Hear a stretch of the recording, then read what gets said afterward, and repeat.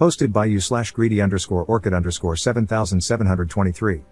My 32M marriage with my wife, Mary, 31F, feels like it's unraveling at the seams. I have so much anger, disgust, and resentment inside me that everyday living feels impossible. I want to scream all the time, and it feels like I'll never be my carefree self again. This is long, so if you can be bothered to read it, buckle in. My best friend, Ben, was my closest companion. We met when we were 5 and were inseparable since then. We were there for each other during all of life's big moments and turns. His place became my second home when my parents went through their explosive divorce when I was 11. I was there for him and mourned with him when his younger sister passed away from cancer when we were 15 and she was only 10. You name it, we worked through it. He was the only one who didn't freak out when I decided to drop out of college to pursue a trade. There was never a moment when either of us worried about the other's reaction or what they'd say or think. Ben was the type of guy who could make anyone feel better, regardless of the situation.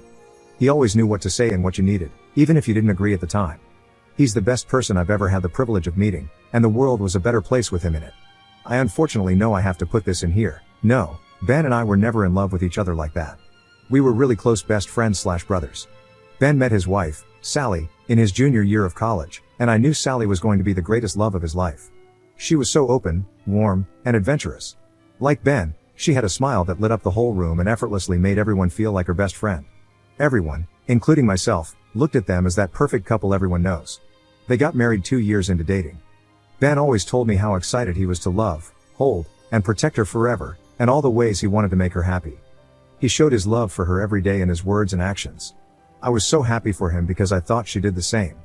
I helped her plan his surprise 30th birthday party, where he was reduced to tears upon seeing that she had spent hours making him a Mario Kart Rainbow Road themed cake. They talked about children, holidays, rescuing animals, and growing their own fruits and vegetables. Sally quickly became a sister to me and became very close friends with Mary. The 4 of us went on countless holidays, helped each other through life's challenges, went on at least one double date a fortnight, etc. About 5 months ago, I woke up to 5 missed calls from Ben between the hours of 11 p.m. to 2 a.m. the night before, and I just had a feeling something really bad had happened. I called out of work and drove straight to his place. Sally had been cheating on Ben pretty much their entire relationship. When I confronted her and asked how she could do such a thing, and why she got married in the first place if she was going to cheat the entire time, she broke down and told me it was more like living a double life. Sally is a lesbian. She'd known since she was a teenager but never felt like she could come out because of her conservative family. She met Ben and fell in love with him, counting on her feelings for women to somehow go away. She said she genuinely loved him as a person and life partner, but that secret part of her only grew stronger and louder over the years. She casually dated and hooked up with women, telling Ben she was hanging out with friends from her girls group. He only found out the night he'd called me because one of the women Sally was seeing wanted to take their relationship further and freaked out when Sally broke up with her instead. This woman showed up at their house late at night and told Ben everything. Ben was absolutely shattered. He gave everything to Sally and loved her wholeheartedly, but it wasn't even with the real her. She claimed to love him, but I can't help but think she was using him. She lied to everyone, letting us think she loved and adored Ben as much as he loved her, just so she could have her cake and eat it too. I was quick to tell Ben he deserved better, but Sally apparently begged on her hands and knees. She told him she really did love him and was willing to do anything to make it better. She promised never to talk to any women ever again, suggested they could move somewhere new and start fresh, all that bullcrap. Ben fell into a deep depression because he realized he never knew the real Sally, but he did really love her. He agonized over what to do until he got hit by a drunk driver while out on a late night walk 2 months ago. I won't go into how it felt to lose him, I'm sure you can all imagine. It was made worse by having that fraud crying at his funeral, crying like he really was the love of her life and she was the perfect wife. It was the first time in my life I ever wanted to hit someone. I couldn't believe the audacity she had to show her face around Ben's loved ones, especially the ones who knew the truth. Mary knows how I feel about Sally, and I thought she understood that Sally is trash to us. I know I can't dictate who a person should or can be friends with, but if I had a mutual friend with Mary who shattered her as much as Sally did to me, I'd cut them off without question. I can't be friends with someone who hurts my loved ones like that. About 2 weeks ago, I came home from a work trip early and found Mary consoling Sally in our living room. I lost my crap. I asked them if they were having an affair and screamed to the point of crying. I asked Mary how she could have Sally in the living room where we have a photo of Ben hanging on the wall. Sally tried to apologize to me, and when I looked at her crying face, it was like a switch flipped in me. I immediately stopped crying and yelling, and I just looked at her and said, "The biggest injustice here is that you're here while Ben isn't. If the world were fair, I'd be able to press a button to swap your places, and I'd do that in a heartbeat. You might be able to trick my wife into feeling sorry for you, but you can't fool me. I see what you really are, and you're trash. You tricked Ben into falling in love with you so you could play pretend. I can't even fathom or quantify your selfishness. If I woke up tomorrow and I was you, I'd never get out of bed ever again. Mary says I was cruel, and I guess I was, but it was my truth. Apparently, Sally hasn't left her house since that confrontation. It's to the point where she's lost her job because of not going into the office. The thing is, I don't feel bad about it. I think it's the least she could do, and I hope she continues to not exist in my world. Mary knows I feel this way, but she still goes to Sally's place to bring her meals and help clean up the place. It honestly disgusts me. We've had many explosive arguments about it, and for the first time in our marriage, I feel like we might not recover from this. We both feel like we've seen a new side to each other, and we don't know if we'll be able to move past it. I write this here because we've kept this situation to ourselves. Other people in our lives know something is up, but have been too afraid to ask. I guess I want other people's opinions on my thoughts and feelings on this matter, even if everyone thinks I'm wrong. Update 1. Thank you to everyone who commented on my previous post.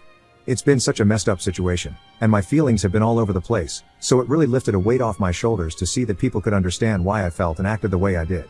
A further thank you to people who reached out to me and shared their experiences losing a best friend. I'm sorry you guys lost your best friends too. It's like a sledgehammer to the chest that won't dislodge itself. On to the update. It's only been a week, but it has felt like forever. Mary couldn't handle the fights and disagreements anymore and packed her bags the day after my post. I knew this was probably for the best and didn't have it in me to argue or fight for her to stay. I just asked, "Are you going to Sally?" To which she just sighed and shook her head at me before leaving. Her eyes had nothing but exhaustion and disdain inside, and to be fair, I'm sure mine were the same. The town I live in isn't that big, so I've had a few friends reach out to me to say they saw Mary at Sally's place or that the two were seen grocery shopping together.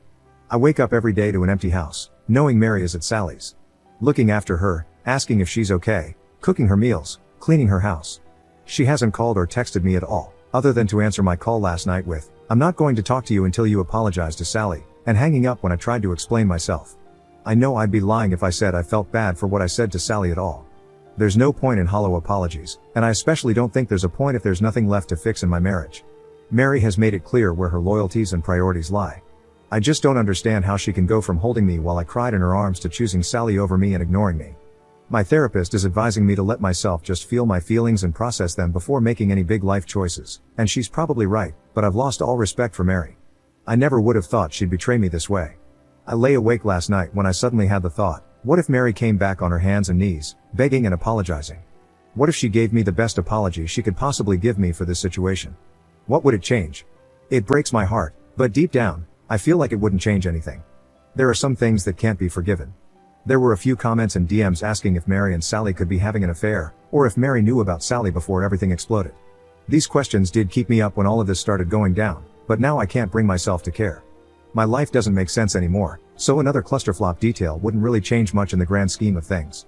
I've drafted a text that could be the last one I send to Mary, and it goes as follows. Mary, your priorities and loyalties in this situation have been made very clear to me. I don't know if you want to try to save our marriage and the life we've built together, but at this point, I don't think there's anything left of it to save. You abandoned me during what I can only hope is the worst time of my life. You've invalidated my grief and anger for what? The woman who's been lying to and betraying us for years? The woman who used and strung Ben along for years? I don't recognize you right now. It's like I went to bed in a world that made sense one night and woke up in a nightmare. I think the only way forward here is for us to get lawyers and communicate through lawyers. I will not be leaving my house. If you want to collect your things, please do so. I can't believe this is happening.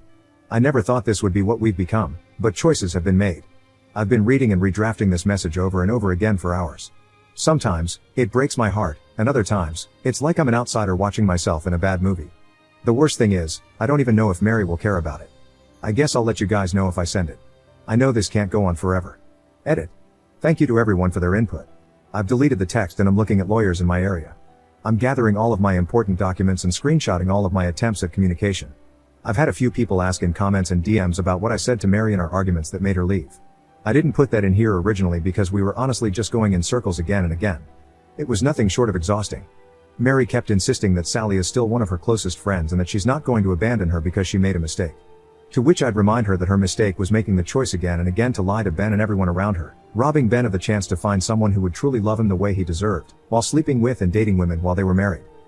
I can't imagine how scary it must be to hide such a big part of yourself, but not everything can or should be forgiven. She could have been honest early on, and she would have had a group of friends who'd have her back and support her however they could, but instead, she chose to string Ben along. If Ben had passed away thinking he had the perfect marriage he thought he had, Things would be different, but he didn't. He went into the next life feeling lost and in pain as a direct result of Sally. Mary thinks and claims I'm a callous F, and I think she should have higher moral standards for her friends.